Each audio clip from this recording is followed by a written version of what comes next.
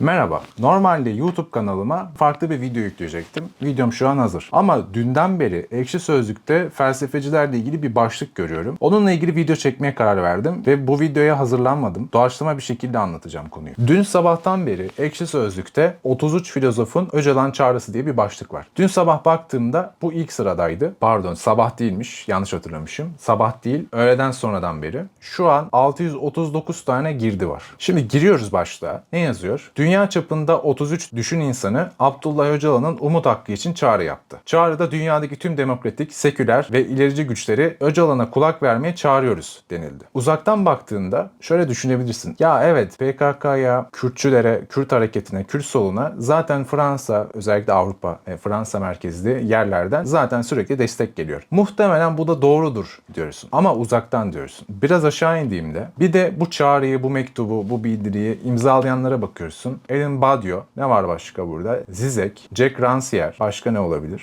Tanıdık kim var? En fazla Zizek'i tanıyorsunuz galiba. Evet, buradaki en tanıdık kişi Zizek. Ve bu filozof listesinin, imzacı listesinin altında da hain filozoflar diye bağlantı verilmiş bir tane haber sitesi var. Haberin kaynağı o. Şimdi haber sitesine giriyorum. Bianet.com. Yine Ekşi Sözlük'teki başlıkta olduğu gibi aynı açıklama var. Bu defa o çağrıyı imzalayan insanların fotoğraflarını, işte onların kim olduklarını, ne tür çalışmalar yaptıklarını yazmışlar. Ama yine burada haber sitesine baktığımda bir kaynak göremiyorum. Hiçbir kaynak yok, bağlantı yok. Sadece çağrıyı imzaladılar, şunları imzaladı, işte onların fotoğrafları ve bilgileri de bunlar diye bir haber bu. Acaba bu haberi başka hangi siteler haber yaptı diye baktım. Artı Gerçek ve İlke TV çıktı karşıma. Bunlar da zaten Kürt hareketinin haber kaynakları. Sonra bu haberin Mezopotamya Ajansı tarafından yazıldığını öğrendim. Sonra Mezopotamya Ajansı'nı internette aradığımda bir site buldum. Mezopotamya Ajansı 35.com diye bir site. Türkiye'de engelli. VPN'le oraya da girdim. Yine kaynak yok. Yani çağrının, mektubun,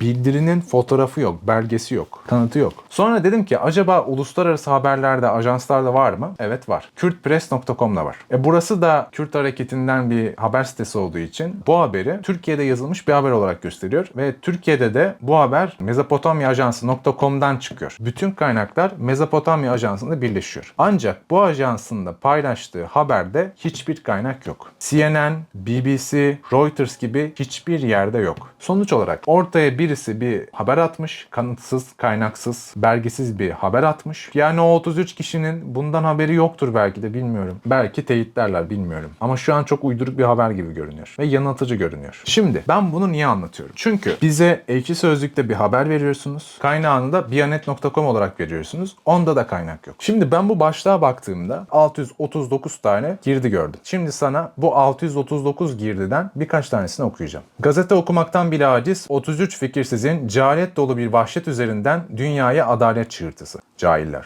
Türkiye'nin ne sosyolojisini, ne sorunlarını, ne de ekonomilerini vesaire bilirler. Okumadım ama ikna oldum. Sonuçta o 33 filozoftan daha akıllı değilim.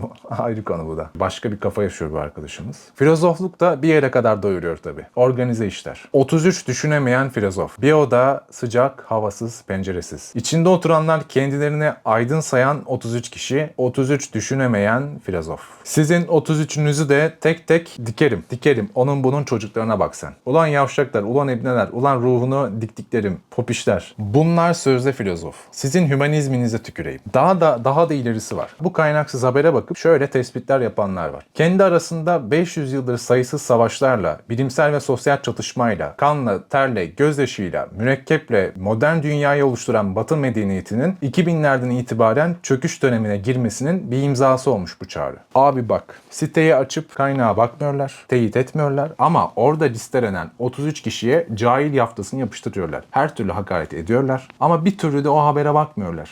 Hatta az önce okudum. Haberin böyle bir nitelikte olduğunu bilmeden tespit kasanlar var. Bir yazma uygulamasına yapıştırdım bunu. 440 kelime yazmış. 440 kelime. Haberi görmeden, süzgeçten geçirmeden, eleştirel bir gözle bakmadan 440 kelime yazmış. Şu an bu başlıkta felsefeye, filozoflara hakaret dolu mesajlar var. Peki Bianet, Kürtpress, Mezopotamya Ajansı bunu niye yazmış? Niye paylaşmış? Herhalde Herhalde bunu bir propaganda olarak yazdılar. Bilmiyorum, kaynak da yok. Önümüzdeki günlerde kaynağı belirtirlerse, o çağrının bir görselini, bir fotoğrafını, bir belgesini iletirlerse bakarız hocam. Ama ben bunlara baktım, bu 33 kişiye baktım ve birkaçının geçen senelerde, özellikle geçen sene bu çözüm süreciyle ilgili mesajlar verdiğini gördüm. Hepsi değil. Hepsi vermemiş. Bence bu biraz daha böyle çözüm sürecini entelektüel camiada yaymak için, oradakileri ikna etmek için yazılmış bir haber gibi görünüyor. Bu Bianet, Kürt Press ve Mezopotamya Ajansı zaten Kürt hareketinin yayın organları. Ve ben bunlara inanmıyorum. Çoğunlukla inanmıyorum. Herhangi bir partinin, herhangi bir Cilik'in, Culuk'un, İzim'in haber kanallarına zaten bakmıyorum. Ama bizim konumuz bu haber değil. Bunlar yazar hocam, sıkıntı yok. Ancak Ekşi Sözlük'te şu yazılanlar beni benden aldı hocam. İçerikten bağımsız konuşuyorum. Ya umut hakkı, çözüm süreci falan, ona girmiyorum. Ya içeriğine girmiyorum kardeşim. Başka bir içerikte de bu 33 filozofu meze edebilirlerdi konuya. Arkadaşlar, siz Türkiye'nin en bilinci yüksek, en eğitimli, en farkındalığı yüksek kitlesisiniz. Bu ne hocam? Bu küfür, kıyamet ne? Peki bunun nedeni ne? Neden insanlar böyle tepki gösteriyor? Çünkü eğitimsizler. Okuldan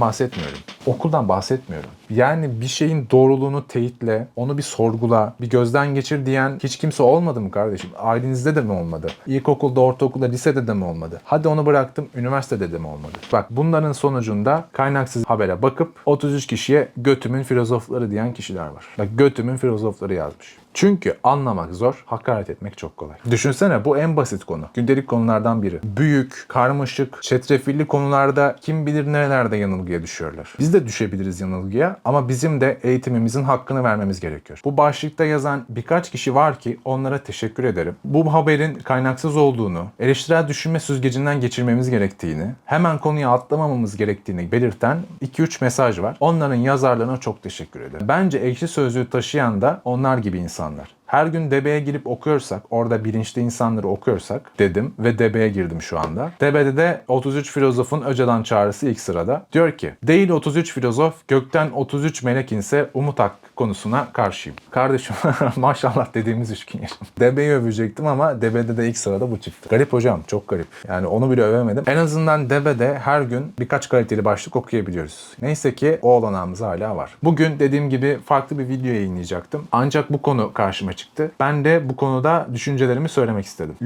Lütfen sen de bu başlığa gir. 33 filozofun Öcalan çağrısı başlığına gir ve nasıl eleştirel düşünülmez, bir konu nasıl ele alınmaz, nasıl anlaşılmazla ilgili dersini al. Ben dersimi almaya devam ediyorum. Bu başlığı takip etmeye devam edeceğim. Kaynakları doğrulayacağımız, sorgulayacağımız, nice eleştirel düşüneceğimiz günlere. İşlek günler diliyorum.